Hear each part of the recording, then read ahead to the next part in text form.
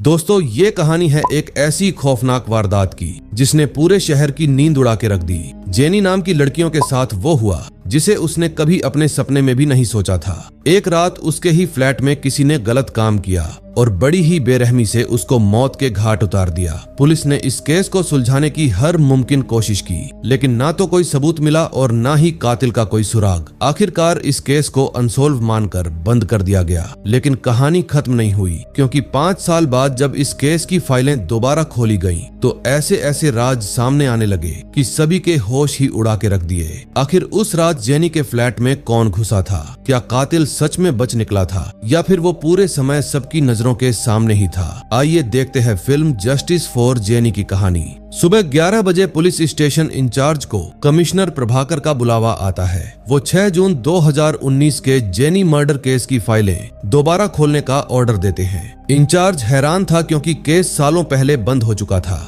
आखिर 5 साल पहले उस खौफनाक रात ऐसा क्या हुआ था? कहानी फ्लैशबैक में जाती है। जेनी का दोस्त सिद्धार्थ उसे कार से अपार्टमेंट के बाहर ड्रॉप करता है। कमरे में जाकर जेनी जैसे ही फ्रेश होने लगती है, तभी अंधेरे से कोई पीछे से आकर उसका मुंह दबा लेता है। अगले दिन पुलिस को जेनी की डेड बॉडी बेहद दर्दनाक हालत में मिलती है। लाश देखकर साफ था कि कातिल ने उसे बुरी तरह तड़पाकर मारा है। क्राइम सीन पर एसपी द्वारका और इंस्पेक्टर रतन पहुंचते हैं। घर से कोई कीमती सामान गायब नहीं था। मतलब ये लूटपाट नहीं, बल्कि किसी साइको किलर या गहरी दुश्मनी का काम था। पुलिस को याद आता है कि कुछ वक्त पहले अनीता नाम की एक लड़की का मर्डर भी बिल्कुल इसी पैटर्न में हुआ था। शक गहरा जाता है कि कहीं दोनों मर्डर एक ही सीरियल किलर ने तो नहीं किए हैं। फोरेंसिक रिपोर्ट पुलिस के होश उड़ा देती है। कातिल ने जेनी को इतनी बुरी तरह टॉर्चर किया था कि उसके इंटरनल ऑर्गन तक डैमेज हो गए थे।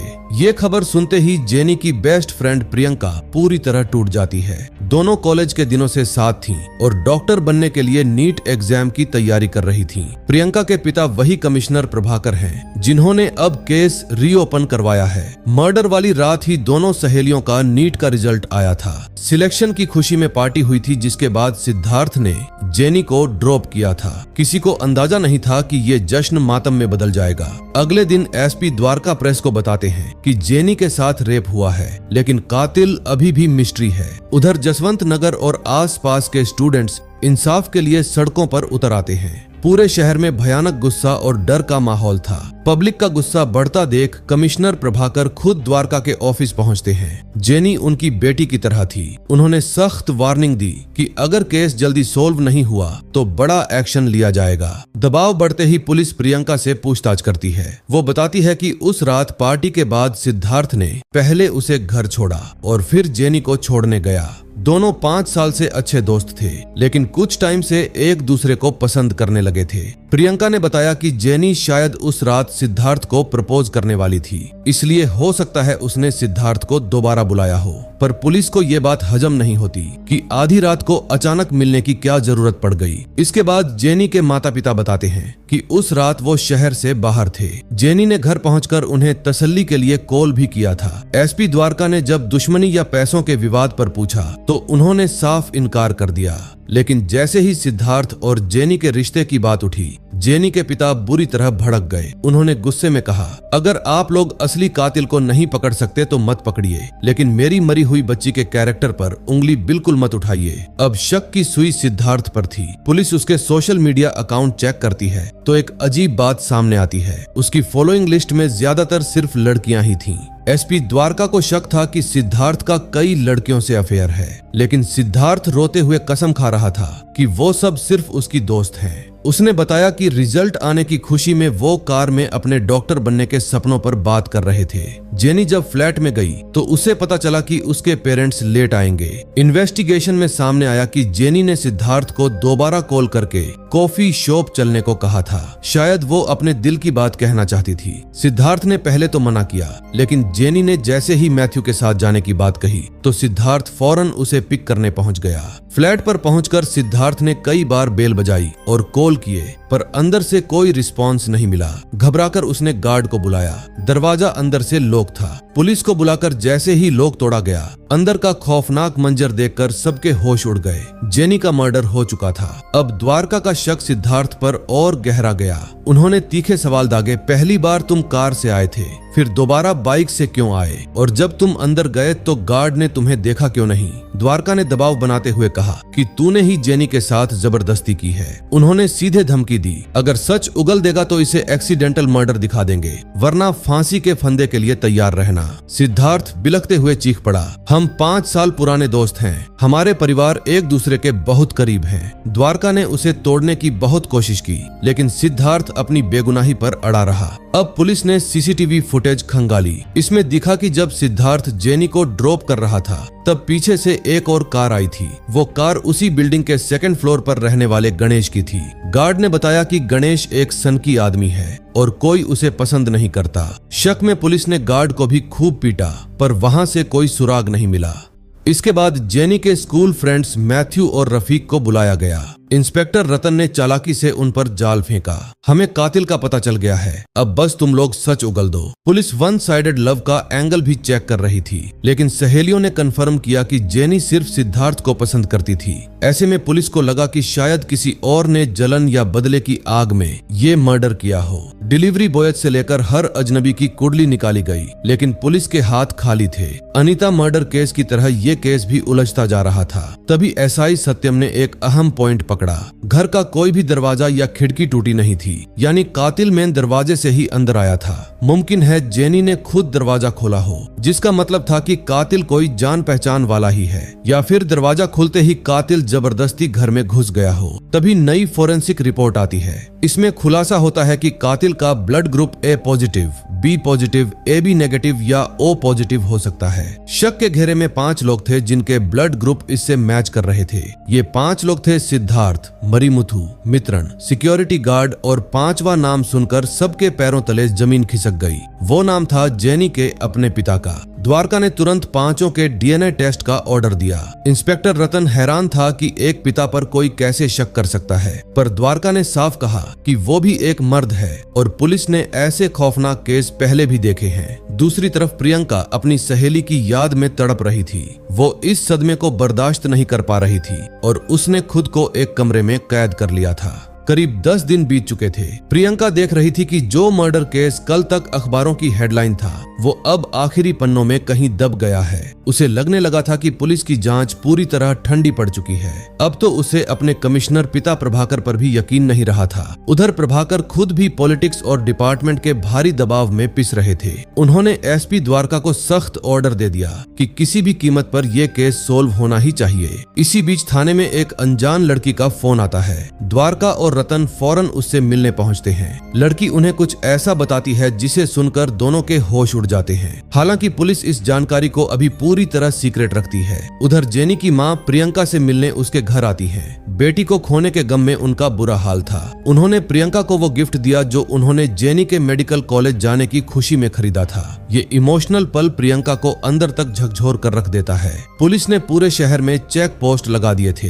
हर संदिग्ध से पूछताछ हो रही थी, लेकिन कातिल का कोई सुराग नहीं मिला। द्वारका भी बुरी तरह उलझ चुका था कि आखिर ये गुत्थी सुलझेगी कैसे। वक्त अपनी रफ्तार से आगे बढ़ता गया और देखते ही देखते पूरे 5 साल बीत गए, पर जेनी के कातिल का कोई अता पता नहीं था। कहानी सीधा साल 2025 में आती है। हाई कोर्ट में जेनी केस को रीओपन करने की अर्जी लगाई जाती है और ये अर्जी किसी और ने नहीं बल्कि प्रियंका ने दी थी। जब उसे लगा कि पुलिस और CBI दोनों फेल हो चुके हैं, तो उसने खुद अपनी दोस्त को इंसाफ दिलाने की कसम खा ली। सबसे बड़ी हैरानी की बात यह थी कि मेडिकल क्लियर करने के बाद भी प्रियंका ने डॉक्टर बनने का सपना छोड़ दिया और लॉ की पढ़ाई पूरी करके वकील बन गई। उसके पिता ने इस फैसले में उसका साथ जरूर दिया, लेकिन यह भी समझाया कि जज्बात में लिए गए फैसले इंसान को तोड़ भी देते हैं। कोर्ट में प्रियंका अपनी दलील रखती है कि 5 साल बाद भी CBI की जांच वहीं की वहीं अटकी है। वो जज से पूरे जज्बात के साथ कहती है कि मैं ये केस सिर्फ अपनी दोस्त के लिए नहीं लड़ रही। मैं चाहती हूँ कि किसी और लड़की के साथ ये दरिंदगी ना हो,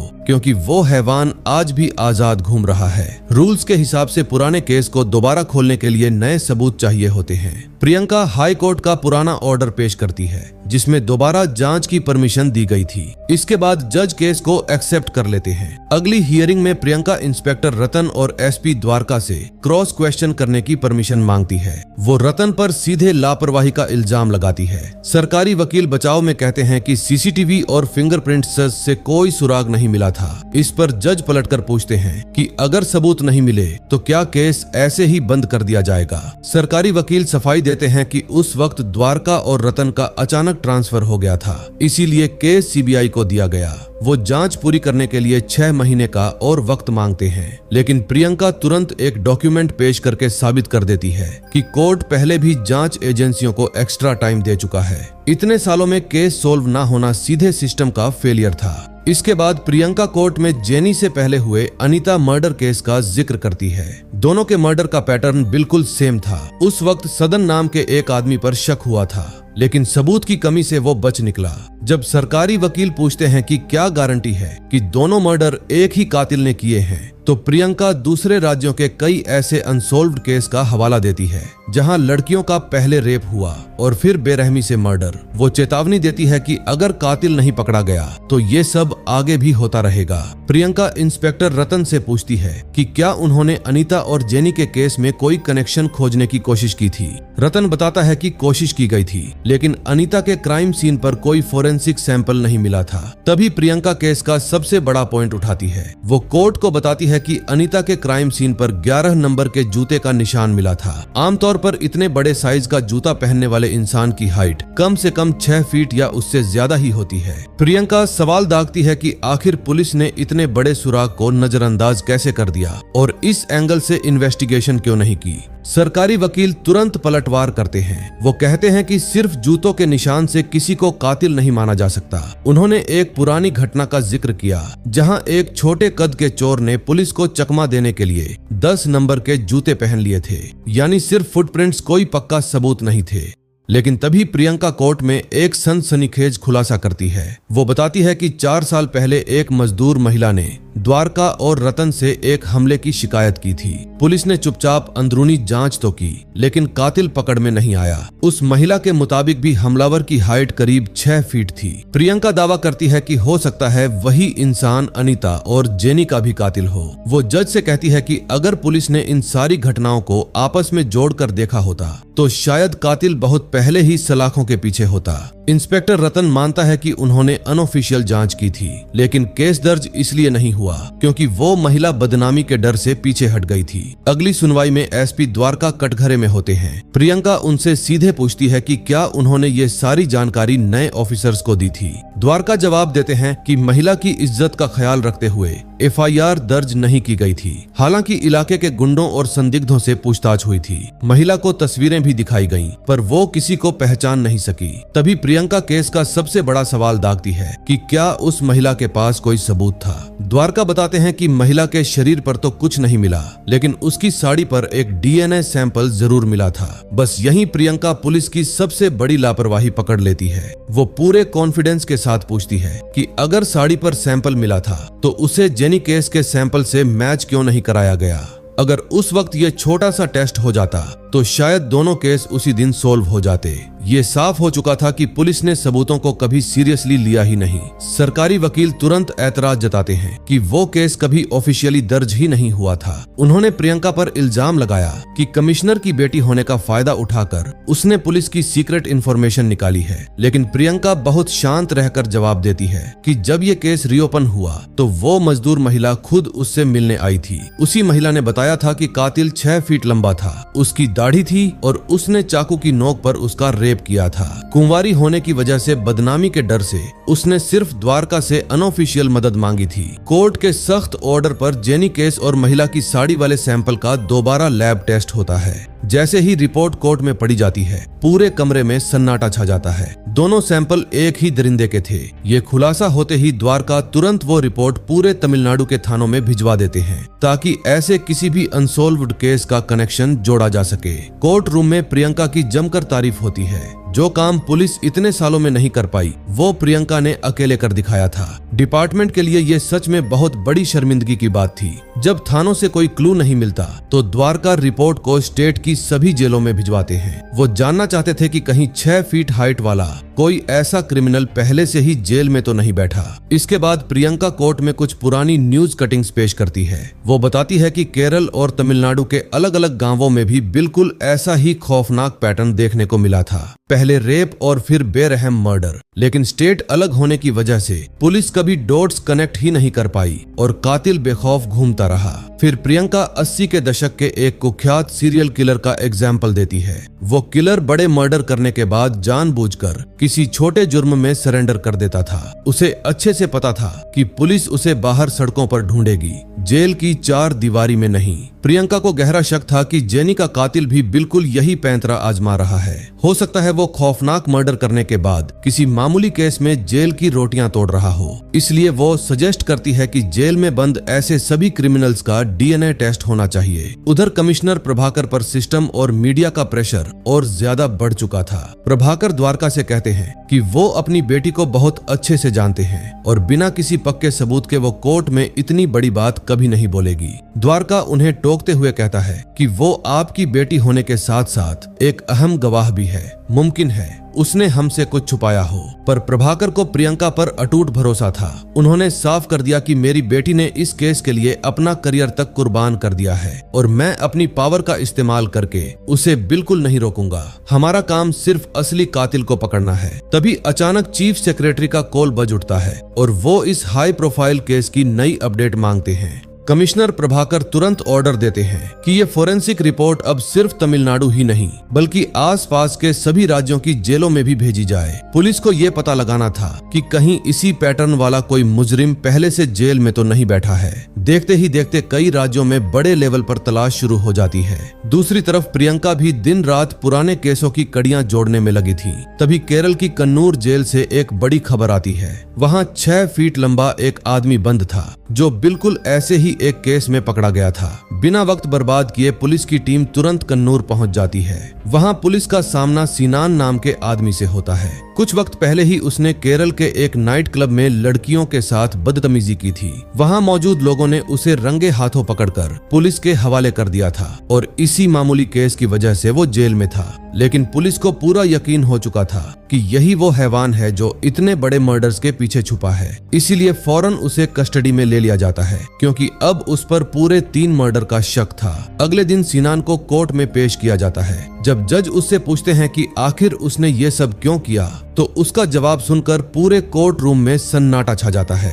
सीनान बेशर्मी से बताता है कि जब भी वो किसी लड़की को देखता तो उसे पाने की हवस जाग उठती थी। वो लड़कियों का पीछा करता और मौका मिलते ही घर में घुसकर चाकू की नोक पर रेप करता था। उसने आगे बताया कि जो लड़कियां डर के मारे चुप रहती थीं, उन्हें वो जिंदा छोड़ देता था, लेकिन जो विरोध करती थीं या जिनसे पकड़े जाने का डर होता था उन्हें वो बेरहमी से मार डालता था। कोर्ट में सीनान ने अपना जुर्म कबूल कर लिया कि अनीता और उस मजदूर महिला के साथ भी उसी ने दरिंदगी की थी। इसके बाद उसने एक और चौंकाने वाला सच उगला। एक बार वो एक लड़की के घर में घुसा था जहां घर वालों ने उसे पकड़ लिया था, लेकिन बदनामी के डर से उन्होंने पुलिस को असली बात नहीं बताई और सिर्फ चोरी का केस लगा दिया। बस उसी दिन सीनान समझ गया कि लोग बदनामी के डर से इन बातों को छुपा लेते हैं और यही उसकी सबसे बड़ी ताकत बन गई। फिर उसने जेनी के मर्डर की खौफनाक रात का सच बताया। उसने पहली बार जेनी को एक सुपरमार्केट में देखा था। बाद में जब उसे पता चला कि जेनी जिम जाती है तो उसने वहां भी पीछा करना शुरू कर दिया।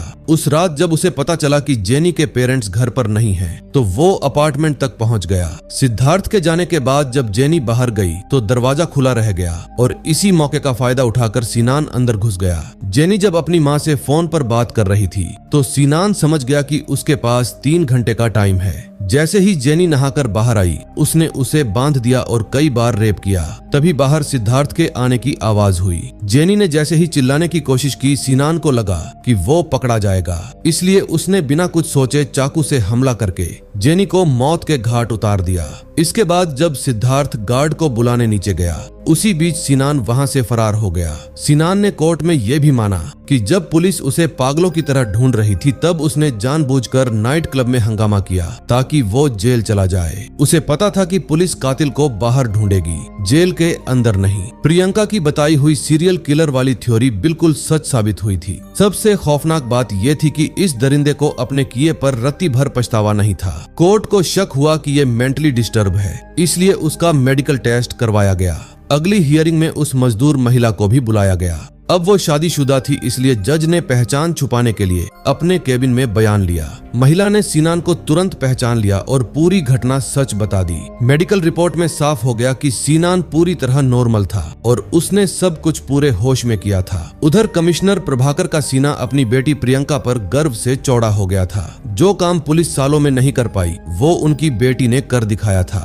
प्रभाकर ने प्रियंका से पूछा कि तुमने ये बातें पहले क्यों नहीं बताई। प्रियंका ने इमोशनल होकर जवाब दिया, मुझे आप पर तो भरोसा था लेकिन इस सिस्टम पर नहीं, क्योंकि इस सिस्टम में करप्शन बहुत ज्यादा है। प्रभाकर उसकी बात समझ गए और उसे अलर्ट रहने को कहा, क्योंकि डिपार्टमेंट अपनी इज्जत बचाने के लिए किसी भी हद तक जा सकता था। उन्होंने अपनी बेटी से साफ कहा कि एक पिता होने के नाते मुझे डर लगता है, लेकिन एक पुलिस ऑफिसर के तौर पर मैं कभी गलत का साथ नहीं दूंगा। आखिरकार वो दिन आ ही जाता है। सारे सबूतों और कबूलनामे को देखते हुए कोर्ट सिनान को सीधे फांसी की सजा सुनाता है। इतने सालों के लंबे इंतजार के बाद जेनी को इंसाफ मिल जाता है। फिल्म के एंड में दिखाया जाता है कि पुलिस इसी तरह एक और खतरनाक मुजरिम को जंगल में घेर कर एनकाउंटर कर देती है। सिनान जैसे दरिंदे जो सिर्फ लड़कियों के कपड़ों और शरीर को देखकर घिनौनी हरकतें करते हैं, उन्हें किसी भी कीमत पर माफ नहीं किया जा सकता। पुलिस अपना काम करेगी, लेकिन हमें भी हमेशा अलर्ट रहना चाहिए। तो दोस्तों, आपको ये कहानी कैसी लगी कमेंट करके जरूर बताना। अगर ये वीडियो पसंद आया हो तो इसे लाइक कर देना और चैनल को सब्सक्राइब करना बिल्कुल मत भूलना। अब मैं मिलूंगा आपसे ऐसी ही किसी और क्राइम थ्रिलर या हॉरर मूवी की एक्सप्लेनेशन के साथ। तब तक के लिए धन्यवाद।